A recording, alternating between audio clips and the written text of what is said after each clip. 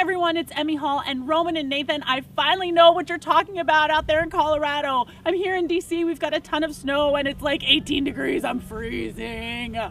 But behind me, I've got the 2014 Hyundai Santa Fe.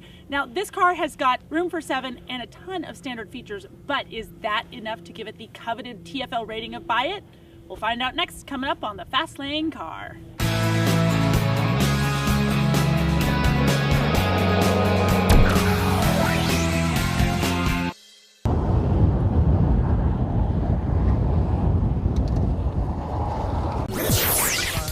I'm not gonna lie, when I first saw the Santa Fe, I expected it to have sliding doors.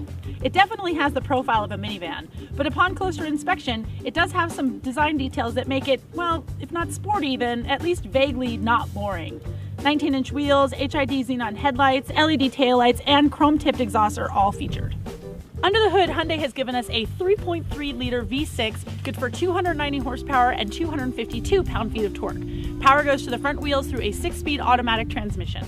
EPA fuel ratings are 18 miles per gallon in the city, 25 out on the highway, and 21 combined, but in my week of mostly city driving, I only observed 15 miles per gallon.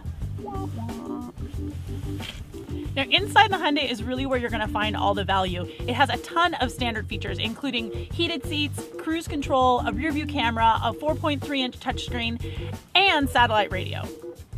Our limited trim here comes with the optional limited technology package. Now that gives you navigation, cooled front seats, heated back seats, and possibly the best, most awesomest panoramic sunroof ever, which is now completely covered in snow, so holler, I guess. Now I'm the first to admit that I like things hot. If I could live in a place that was 85 degrees all the time, I would. Now having said that, after a week of sub-zero temperatures here in DC, I found this whole heating system to be a little subpar. I mean, the engine took a long time to warm up, so the heater didn't really kick on full blast for a while. The seat warmers didn't make my butt quite as hot as I wanted it to be, although, I mean, I get it, my butt is hot. However, and also, there's a heated steering wheel, and that's awesome, but it was like scalding hot here at the 12 o'clock position and merely lukewarm here at 10 and 2.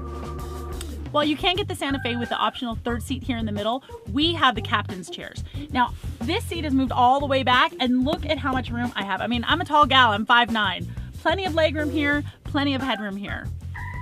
Now with these rear seats folded up, I only have 3.5 cubic feet of space, which isn't even enough for one laundry basket. But the third row does fold flat, giving me 40.9 cubic feet of space, and that is enough for, dun, dun, dun, dun, for laundry baskets! Yay!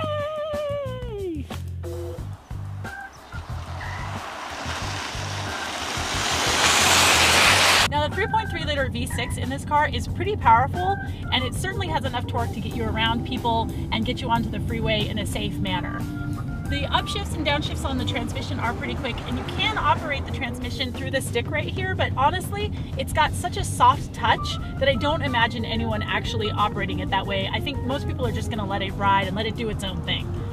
The ride on the car seems to be a little harsh for my taste, especially for something that's essentially a family hauler, but the steering is pretty responsive and very quick, and it does have a nice weight to it. So whatever potholes that you come across, you'll be able to easily avoid them with the quick steering. One of the ways that Hyundais can offer their cars at such a low price point with all the standard features is I think they sacrifice a little bit on fit and finish. Now while it's not happening right now, there has been an intermittent rattle during my week while I've had this car. I took everything out of the car. I took out my cell phone, I took out my lipstick, I took out my keys to make sure that that wasn't what was rattling, and still it persisted. Fortunately today it has stopped. However, that did happen, so I do think that some of the fit and finish is sacrificed in the name of price.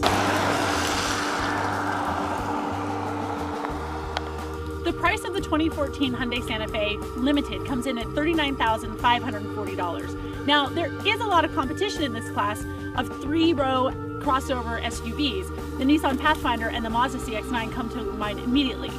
So, on the TFL scale of buy it, lease it, rent it, or forget it, I'm gonna have to give the 2014 Hyundai Santa Fe a lease it.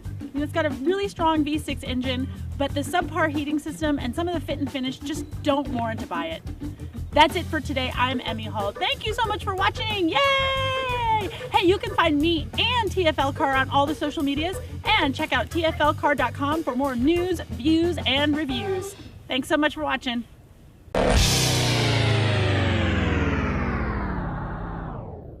There's a giant flock of geese right there. I'm gonna go scare them. Watch. Do, do, do, do, do.